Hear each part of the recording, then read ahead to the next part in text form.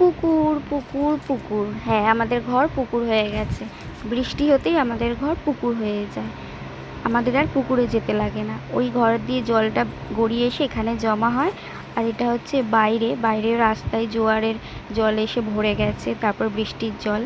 এটা হচ্ছে আমি যে ঘরটাতে থাকি সেই ঘরেও পুকুর হতে গিয়েও হয়নি।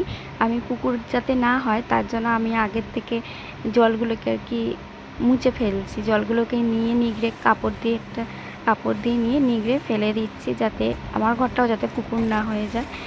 তো যেহেতু সবসময় তো পুকুরে থাকতে কারোর ভালো লাগে না, না? একটু আধটু ঠিক আছে, কিন্তু সবসময় পুকুরে থাকতে ভালো লাগে না।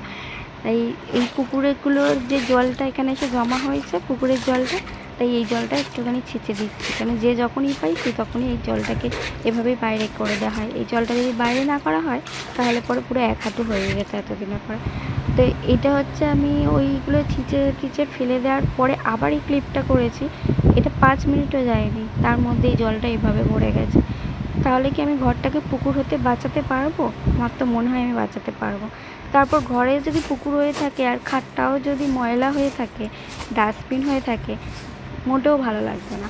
তাই জন্য আমি একটুখানি ঘরটাকে পরিষ্কার করে নিলাম, বিছানাটাকে, যাতে অন্তত খাটে বসে ল্যাত্তা খেতে পারি, শুয়ে বসে চা পারি করে